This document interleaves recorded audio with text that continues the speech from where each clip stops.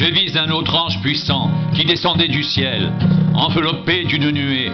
Au-dessus de sa tête était l'arc-en-ciel, et son visage était comme le soleil, et ses pieds comme des colonnes de feu. Il tenait dans sa main un petit livre ouvert. Il posa son pied droit sur la mer, et son pied gauche sur la terre. Et il cria d'une voix forte, comme rugit un lion. Quand il cria, les 7 tonnerres firent entendre leur voix. Quand les 7 tonnerres eurent fait entendre leur voix, j'allais écrire, mais j'entendis du ciel une voix qui disait: scelle ce qu'ont dit les 7 tonnerres et ne l'écris pas. Et l'ange que je voyais debout sur la mer et sur la terre leva sa main droite vers le ciel et jura par celui qui vit au siècle des siècles, qui a créé le ciel et ceux qui s'y trouvent, la terre et ceux qui s'y trouvent, et la mer et ceux qui s'y trouvent, qu'il n'y aurait plus de délai, mais qu'au jour de la voix du 7e ange, quand il sonnerait de la trompette, le mystère de Dieu s'accomplirait comme il a annoncé à ses serviteurs les prophètes.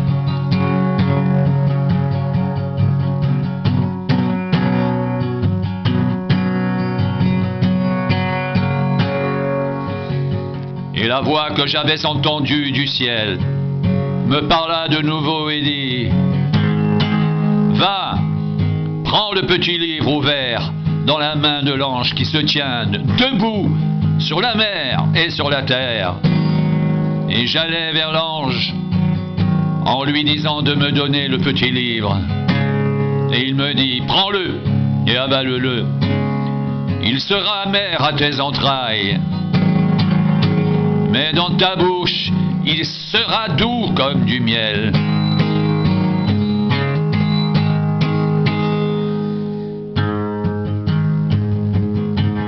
Je pris le petit livre de la main de l'ange et je l'avalai. Il fut dans ma bouche doux comme du miel, mais quand je l'eus avalé, mes entrailles furent remplies d'amertume. Puis on me dit: il faut que tu prophétises de nouveau sur beaucoup de peuples, de nations, de langues et de rois. On me donna un roseau semblable à une verge en disant: lève-toi et mesure le temple de Dieu, l'autel et ceux qui y adorent. Mais le parvis extérieur du temple, laisse-le de côté et ne le mesure pas, car il a été donné aux nations et elles fouleront aux pieds la ville sainte pendant 42 mois.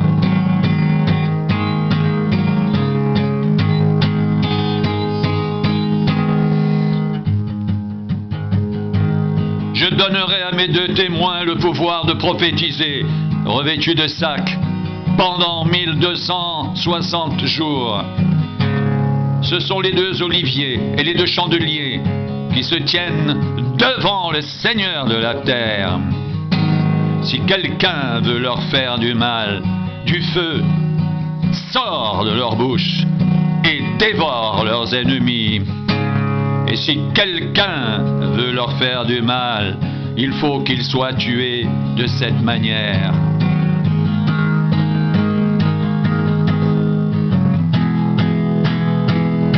Ils ont le pouvoir de fermer le ciel afin qu'il ne tombe point de pluie pendant les jours de leur prophétie. Et ils ont le pouvoir de changer les eaux en sang et de frapper la terre de toute espèce de plaie chaque fois qu'ils le voudront. Quand ils auront achevé leur témoignage, la bête qui monte de l'abîme leur fera la guerre, les vaincra et les tuera. Et leurs cadavres seront sur la place de la grande ville qu'on nomme symboliquement Sodome et Égypte, la même où leur Seigneur a été crucifié. Des hommes d'entre les peuples, les tribus, les langues, les nations verront leurs cadavres pendant 3 jours et demi, et ils ne permettront pas que leurs cadavres soient mis dans un sépulcre.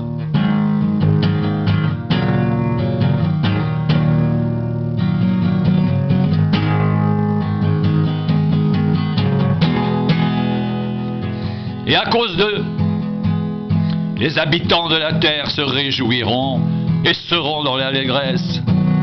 Et ils s'enverront des présents les uns aux autres, parce que ces 2 prophètes ont tourmenté les habitants de la terre. Après les 3 jours et demi, un esprit de vie venant de Dieu entra en eux, et ils se tinrent sur leurs pieds, et une grande crainte s'empara de ceux qui le voyaient.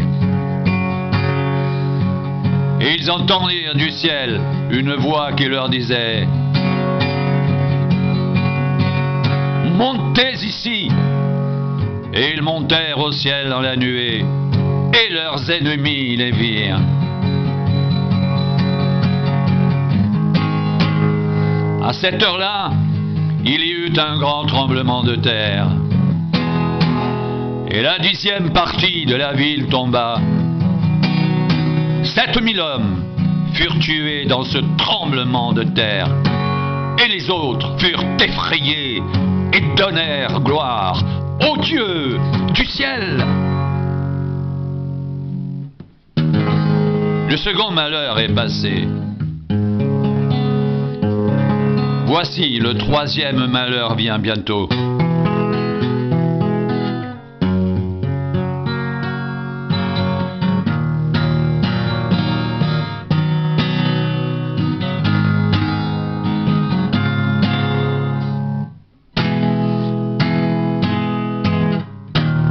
Le 7e ange sonna de la trompette, et il y eut dans le ciel de fortes voix qui disaient: « Le royaume du monde est remis à notre Seigneur et à son Christ, et il régnera au siècle des siècles. »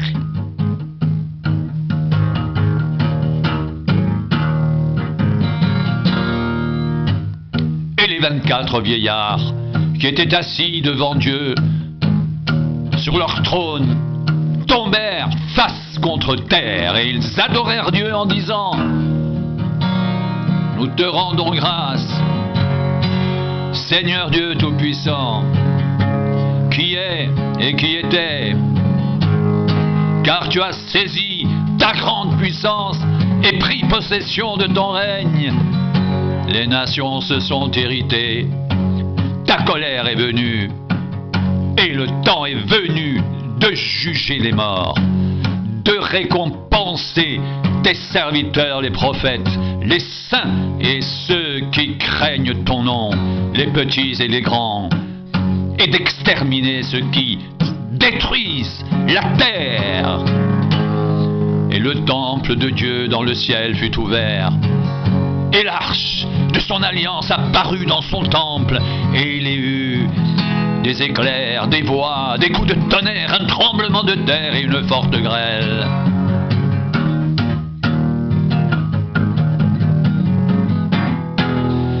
Un grand signe parut dans le ciel. Une femme enveloppée du soleil, la lune sous ses pieds et une couronne de 12 étoiles sur sa tête.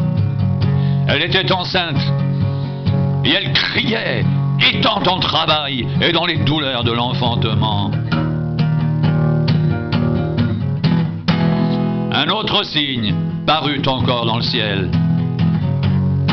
Et voici, c'était un grand dragon, rouge feu, ayant 7 têtes et 10 cornes. et sur ses têtes 7 diadèmes. Sa queue entraînait le tiers des étoiles du ciel et les jetait sur la terre. Le dragon se tint devant la femme qui allait enfanter, afin de dévorer son enfant lorsqu'elle l'aurait enfanté. Elle enfanta un fils qui doit paître toutes les nations avec une verge de fer. Et son enfant fut enlevé vers Dieu et vers son trône, et la femme s'enfuit dans le désert, où elle avait un lieu préparé par Dieu afin d'y être nourrie pendant 1260 jours. Il y eut une guerre dans le ciel. Michel et ses anges combattirent contre le dragon. Et le dragon et ses anges combattirent.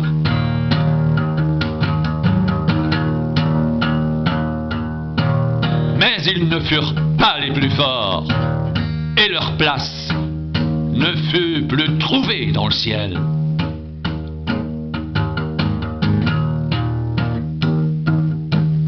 Et il fut précipité, le grand dragon, le serpent ancien, appelé le diable, et Satan, celui qui séduit toute la terre. Il fut précipité sur la terre, et ses anges furent précipités avec lui.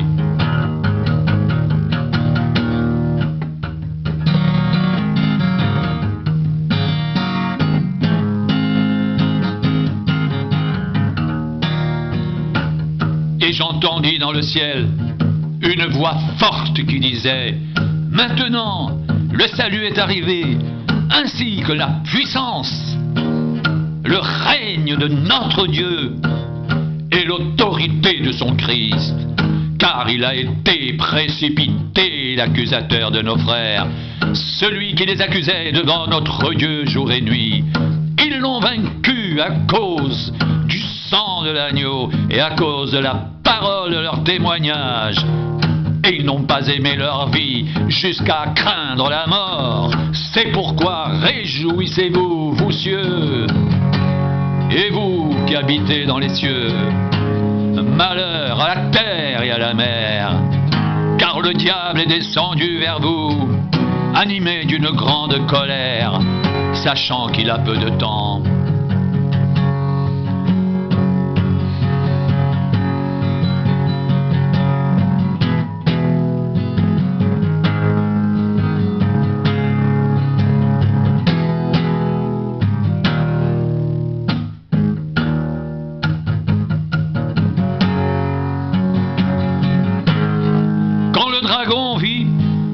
Il avait été précipité sur la terre. Il poursuivit la femme qui avait enfanté le fils. Et les 2 ailes du grand aigle furent données à la femme afin qu'elle s'envole au désert vers son lieu où elle est nourrie un temps, des temps et la moitié d'un temps, loin de la face du serpent.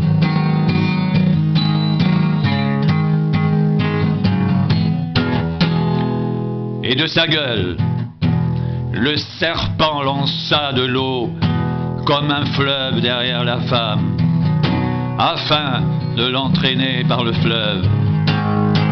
Mais la terre secourut la femme. Elle ouvrit sa bouche et engloutit le fleuve que le dragon avait lancé de sa gueule. Et le dragon fut irrité contre la femme, et il s'en alla faire la guerre au reste de sa postérité, à ceux qui gardent les commandements de Dieu et qui retiennent le témoignage de Jésus. Et il se tint sur le sable de la mer.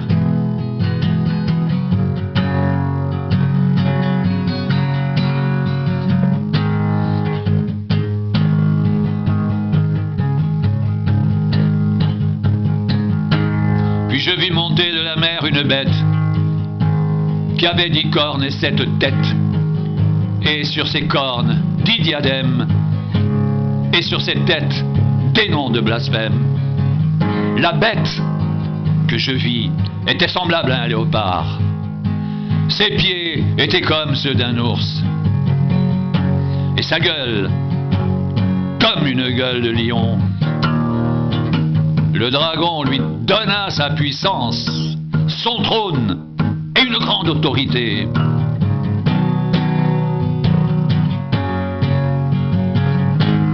Et je vis l'une de ses têtes comme blessée à mort. Mais sa blessure mortelle fut guérie. Remplie d'admiration, la terre entière suivit la bête, et ils adorèrent le dragon parce qu'il avait donné l'autorité à la bête. Ils adorèrent la bête en disant: qui est semblable à la bête?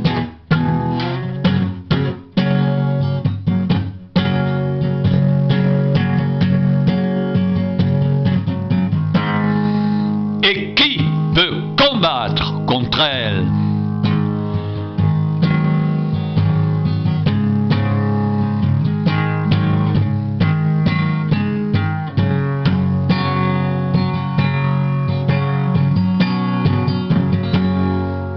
Et il lui fut donné une bouche qui proférait des paroles arrogantes et des blasphèmes. Il lui fut donné le pouvoir d'agir pendant 42 mois. Et elle ouvrit sa bouche pour proférer des blasphèmes contre Dieu, pour blasphémer son nom, son tabernacle et ceux qui habitent dans le ciel. Il lui fut donné de faire la guerre aux saints et de les vaincre. Il lui fut donné autorité sur toute tribu, tout peuple, toute langue et toute nation. Et tous les habitants de la terre l'adoreront, ceux dont le nom n'a pas été écrit dans le livre de vie de l'agneau, qui a été immolé dès la fondation du monde. Si quelqu'un a des oreilles, qu'il entende. Si quelqu'un est destiné à la captivité, il ira en captivité. Si quelqu'un tue par l'épée, il faut qu'il soit tué par l'épée. C'est ici la persévérance et la foi des saints. Puis je vis monter de la terre une autre bête qui avait 2 cornes semblables à celles d'un agneau et qui parlait comme un dragon. Elle exerçait toute l'autorité de la première bête en sa présence. Et elle obligeait la terre et ses habitants à adorer la première bête dont la blessure mortelle avait été guérie.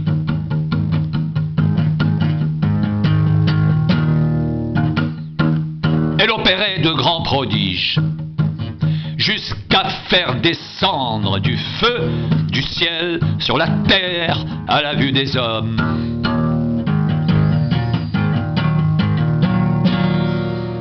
Et elle séduisait les habitants de la terre par les prodiges qui lui étaient donnés d'opérer en présence de la bête, disant aux habitants de la terre de faire une image de la bête qui avait été blessée par l'épée qui vivait.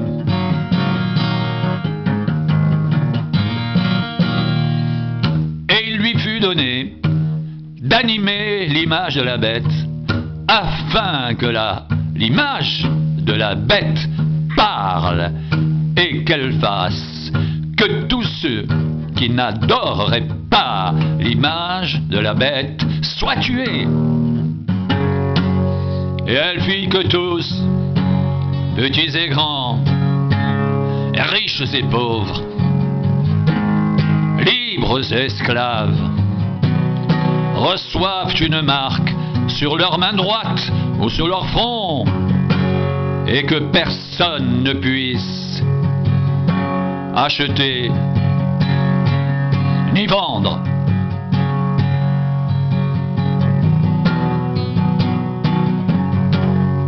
Sans avoir la marque, le nom de la bête ou le nombre de son nom. C'est ici la sagesse, que celui qui a de l'intelligence calcule le nombre de la bête. car c'est un nombre d'hommes, et son nombre est 666.